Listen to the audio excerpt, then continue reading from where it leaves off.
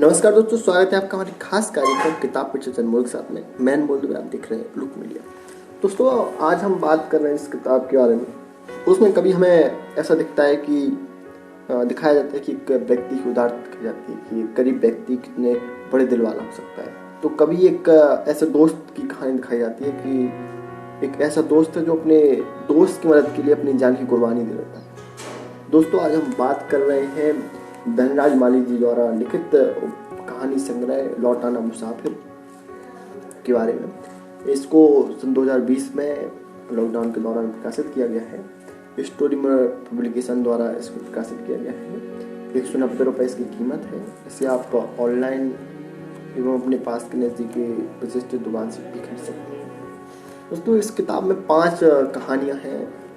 जो इसकी जो प्रमुख कहानी, जो इसकी नेतृत्व करता कहानी है, वो है लौट आना मुसाफिर। इसके अलावा चिड़िया भाग गई, टूटते रिश्ते, यह जीवन है और दोस्त। ये 5 कहानी हैं। इनके 5 कहानी के विषय अलग अलग हैं, लेकिन इन कहानियों में एक ऐसी चीज़ है जो एक सामान्य बात है, वो ये कि एक कहानी आपको भावुक कर देती है, आपको रोने पर मजबूर कर देती है। जब आप इन कहानी को पढ़ रहे होते हैं, इन कहानी को पढ़ के उठते हैं आप, तो आपका मन परिवर्तित हो जाता है। ये कहानी में एक चीज़ और अच्छी सिखाती है कि जब आप इन कहानी को पढ़ लेते हैं तो ये कहानी आपको सिखाती है कि आपको कैसे हर हालत में जीना है, या आपको हर हाल में जीना सिखाती है कहानी। इन कहानियों की विशेषता ये भी है, जब आप इन कहानी को पढ़ेंगे तब आपको समझ में आएगा कि धनराज ने किस कदर से अपने अनुभवों को शब्दों में पिरोकर एक पुस्तक का रूप दिया और कितने इस पुस्तक को शामिल आए हैं। मैं इस किताब की कहानियों की बात करूं उससे पहले मैं आपको धनराज के बारे में बता देता हूँ थोड़ा सा। धनराज जी सिकोहा, धनराज जी जो हमारे हैं राजस्थान के एक छोटे से गांव के हैं, और इन मूल रूप से सिरोही एक गांव है राजस्थान का, वहाँ से है। वहाँ से सिरोही से इन्होंने सबसे पहले क्या किया कि एक अरावली गंगा नाम का एक समाचार पत्र निकाला, उस समाचार पत्र को संपादित किया। उसके बाद उन्होंने 1992 से लेकर 2015 तक एक न्यूज़पेपर का संपादन किया। उसके बाद मुंबई में आकर ग्राफिक डिजाइनिंग का काम किया और तमाम समाचार पत्रों में, पत्रिकाओं में काम किया। रिपोर्टर का काम, कभी ग्राफिक डिजाइनर का काम।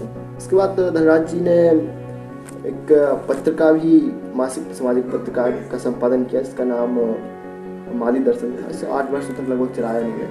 उसके बाद अब फिलहाल सिरोही में ही रहकर ब्लॉगिंग और फेसबुक पर लिखते हैं और बड़े चर्चित हैं फेसबुक और ब्लॉगिंग पे। लौट आना मुसाफिर धनराज जी की पहली कृति है, लेकिन इसके अलावा भी इनकी एक अप्रकाशित पुस्तक है पूर्ण विराम जिंदगी, जो लंबे समय से चर्चा में है। आशा है कि जल्दी हम सब पाठकों के बीच में आएगी। अब हम बात करते हैं इस कहानी की। इस किताब में 5 कहानी है, जैसे मैं आपको बता रहा था। 142 पेज की किताब है, तो सभी कहानियों के बारे में चर्चा करना असंभव है, मैं नहीं कर पाऊंगा, समय उतना नहीं है मेरे पास। एक जिसकी पहली कहानी है, उस कहानी का थोड़ा सा प्रकाश डाल देता हूँ। एक ट्रक ड्राइवर की कहानी है, ध्रुव दिहाल जिसका नाम होता है। तो वो अपने गांव से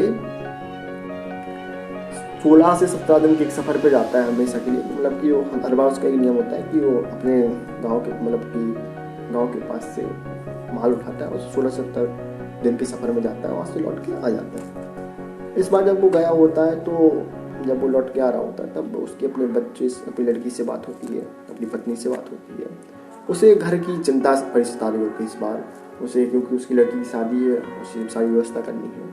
साथ में उसका एक सहायक, जिसे खाला सीस में लिखा गया है, वो होता है।